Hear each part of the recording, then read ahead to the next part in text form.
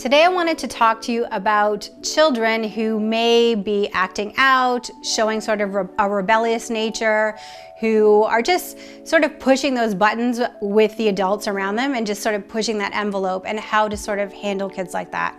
So regardless of the behavior that the child is presenting, you have to remember that, number one, they actually do have good intentions somewhere buried down in there. And there is that sweet, loving, good child that maybe showed up when they were little is still there. So you really want to focus on actually not putting a lot of attention on the bad behavior and actually acknowledging the good things that they do. And you might be thinking, wait a second, come on, like, how are you going to acknowledge good things when this kid is just being obnoxious and rude and things like that?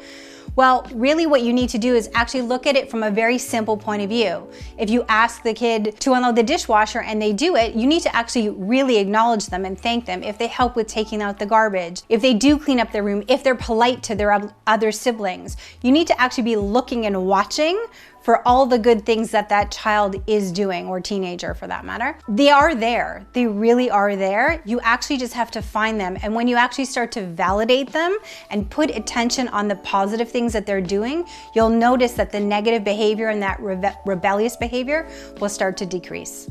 Something else to keep in mind is that if there is a child or a teenager that is acting out, let's say they're actually just being really nasty to their sibling, for example, you want to address it, but not put a lot of attention on it. So what do I mean? So it might be just a question of like shooting them a look across the dinner table of just like, don't do that. Or actually just say, it's enough, and then move on. So you want to address it quickly and then move on to positive things. So tell me about your day.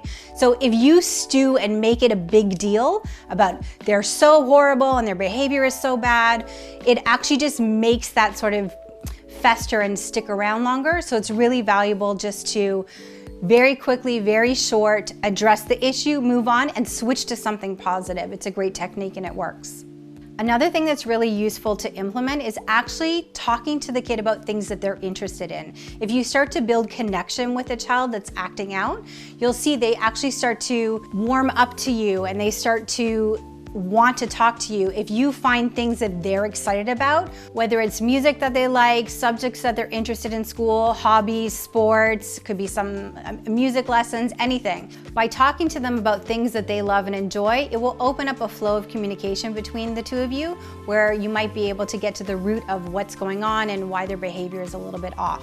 You don't necessarily want to focus on finding that why, but just having that communication with them will open them up to share maybe what they're thinking, what they're feeling. So these are 3 tips that you can use. I hope you found it helpful. If you have any questions or have any specific situations that you're dealing with, you can write to me in the comments below or send me an email and I'd be happy to help you.